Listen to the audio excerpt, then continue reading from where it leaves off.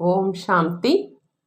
அவ்யக்த முரளி 12/6/1972.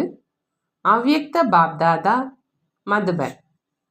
ரீஃபைன் நிலையை அறிதல், அதாவது சுத்திகரிக்கப்பட்ட நிலையை அறிதல்.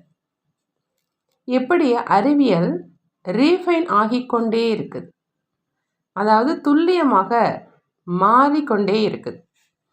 அதே மாதிரி தன்னுள் அமைதியினுடைய சக்தி மற்றும் உங்களது நிலை ரீஃபைன் ஆகிக்கொண்டே இருக்குதா அப்படின்னு பாப்தாதா கேட்குறாங்க.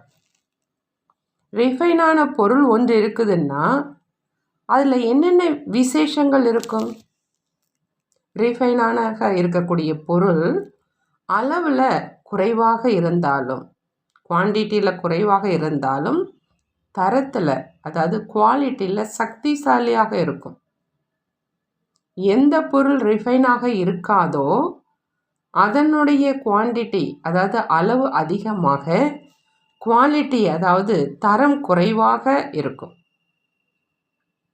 அதே மாதிரி இங்கேயும் எப்போ ரீஃபைண்ட் ஆகிக்கொண்டே போகிறீங்க அப்படின்னா, குறைந்த நேரம், குறைந்த எண்ணம், குறைந்த சக்தியில் என்ன காரியம் நடக்குமோ அது 100 மடங்காக இருக்கும்.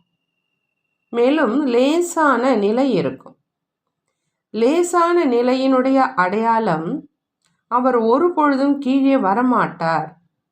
விரும்பாவிட்டாலும் தானாகவே உயர்நிலையில் நிலைத்திருப்பார். இதுதான் ரீஃபைனின் தகுதி. அப்படியானால் உங்களில் இந்த 2 விசேஷங்களும் அனுபவமாகிக் கொண்டே இருக்குதா?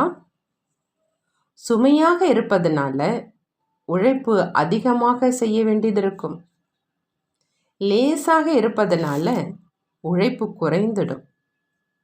அந்த மாதிரி இயற்கையான மாற்றம் ஏற்பட்டு கொண்டே இருக்கும். இந்த 2 விசேஷங்களின் மீது எப்பொழுதும் கவனம் இருக்கணும். இதை எதிரில் வைத்து கொண்டுதான் தன்னுடைய ரீஃபைன் நிலையை சோதனை செய்ய முடியும்.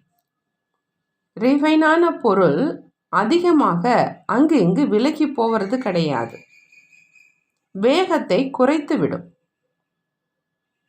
ஒருவேளை ரீஃபைன் இல்லை அப்படின்னா, குப்பை கலந்திருக்குது அப்படின்னா வேகமாக செல்ல முடியாது, தடையின்றி செல்ல முடியாது.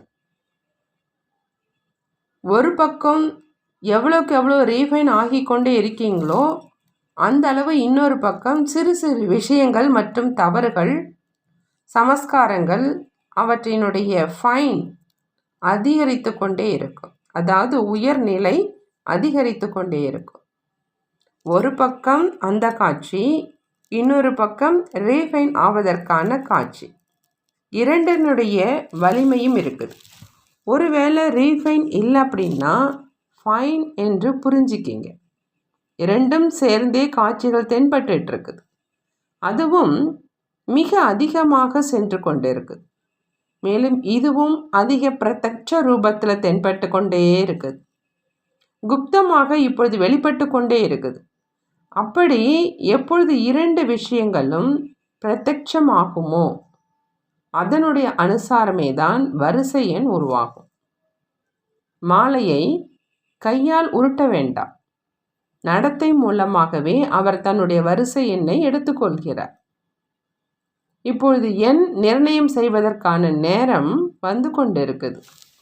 ஆகையினால 2 விஷயங்களும் தெளிவாக தென்பட்டு கொண்டிருக்குது. மற்றும் 2ஐயும் பார்த்து கொண்டே சாட்சியாக இருந்து முகமலர்ச்சியோடு இருக்கணும். எந்த விஷயம் அளவுக்கு அதிகமாக செல்தோ அந்த காட்சியை பார்ப்பது தான் நன்றாக இருக்கும். அந்த காட்சி தான் மிக கவரக்கூடியதாக இருக்கும்.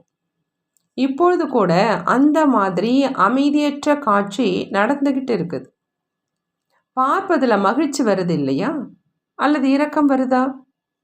ஒரு பக்கத்தை பார்த்து குஷி அடைகிறீங்க, இன்னொரு பக்கத்தை பார்த்து இரக்கம் வருது. இரண்டினுடைய காட்சிகளும் நடந்து கொண்டிருக்குது. திரையில் என்ன நடந்துகிட்டு இருக்குது அப்படிங்கிற அந்த காட்சியை இன்று காண்பித்தோம். வதனத்தில் இருந்து மிக தெளிவாக தென்படுது. யார் எவ்வளோ உயர்வாக இருக்கிறாரோ அவருக்கு மிக தெளிவாக தென்படுது. யார் கீழே மேடையில் கதாபாத்திரமாக இருக்கிறாரோ அவருக்கு எதுவுமே தென்பட முடியாது. சாட்சியாகி மேலே இருந்தால் அனைத்தும் தெளிவாக தென்படுது. இன்று வதனத்தில் தற்சமயத்து காட்சிகளை பார்த்துக்கிட்டு இருந்தோம். நல்லது. ஓம் சாந்தி. நன்றி பாபா. நன்றி.